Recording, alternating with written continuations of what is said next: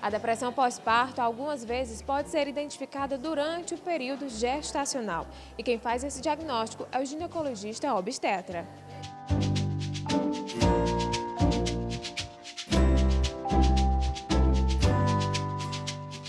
Geralmente, a gente acompanha no puerpério pacientes que nós acompanhamos durante o pré-natal. Então, alterações de humor que ela vem apresentando durante o pré-natal são comuns se exacerbarem um pouco no período pós-parto, né? Então, se já aquela paciente que é meio ansiosa, é comum que ela fique um pouco mais ansiosa. Só que não é comum uma alteração muito brusca, né? Então, assim, uma ansiedade que impede ela de exercer as atividades habituais, né? Ela impede ela de tomar os cuidados habituais com a criança. Se o vínculo afetivo daquela mãe com aquela criança não está adequado como você achava que seria, são coisas que chamam bastante a atenção. Principalmente, então, os cuidados, né? São coisas que a gente deve observar na consulta de puerpério, na consulta que você vai avaliar a mãe, você vai avaliar a criança, os autocuidados, como é que essa mãe está se apresentando para você, né? Ela veio, ela está bem cuidada, ela está com bons hábitos de higiene, ela está limpa, ela está conversando com você bem ou não? E como que ela está cuidando dessa criança, né? A maneira como ela segura a criança, se a criança está limpa, se a criança está bem alimentada, né? São todas situações e são condições que você tem como observar como é que está o vínculo mãe-bebê, que é uma das principais preocupações que a gente tem nesses quadros de depressão pós-parto. Se você percebe que algo ali não está bem, não está adequado, já cabe uma segunda avaliação ou até você encaminhar para um psicólogo, alguém dar uma conversada nesse sentido.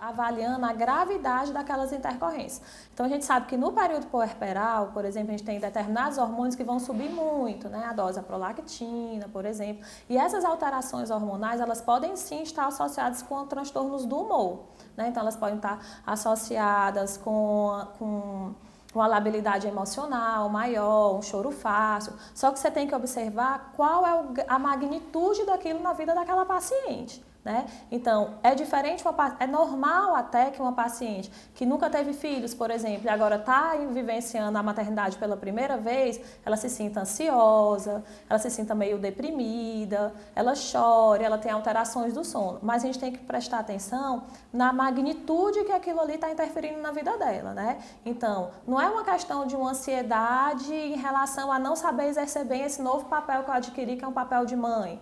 Né? Ou então está sendo mãe pela segunda vez, ou está cuidando dessa criança e tem mais duas crianças em casa. Não é só essa ansiedade, uma ansiedade que seria comum para qualquer mulher. Não é perder o sono porque a criança acorda várias vezes e tem que amamentar várias vezes à noite, não. A interferência dessas alterações no humor dessa mulher, ela grita muito mais, né? Então ela avisa para você que tem algo mais grave acontecendo. Então, uma ideação, a ruminação de pensamentos negativos, de incapacidade, baixa autoestima, né? A ansiedade que se cria, preocupações em relação ao bebê, que ela não vai ser capaz de cuidar daquela criança, né? Ou que aquela criança, por algum motivo, está interferindo na vida dela. Né? Então, assim, em alguns casos, inclusive, são situações que a gente começa a perceber desde o período gestacional.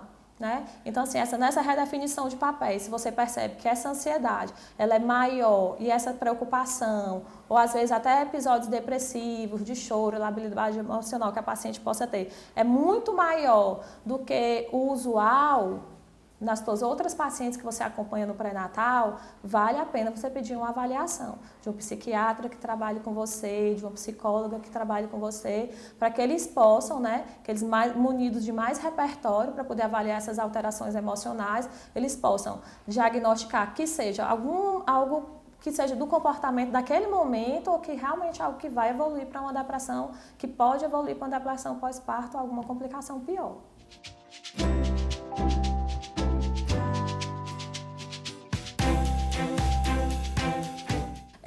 Entre os fatores de risco, que é importante a gente falar para a depressão pós-parto e esses transtornos do humor do puerpério, né? Então, assim, episódios depressivos da vida dela, mesmo fora do período gestacional, são considerados fatores de risco. A história de depressão pós-parto ou blues puerperal, que são outras condições, algumas outras condições associadas ao humor em outras gravidezes também são considerados fatores de risco. Sim.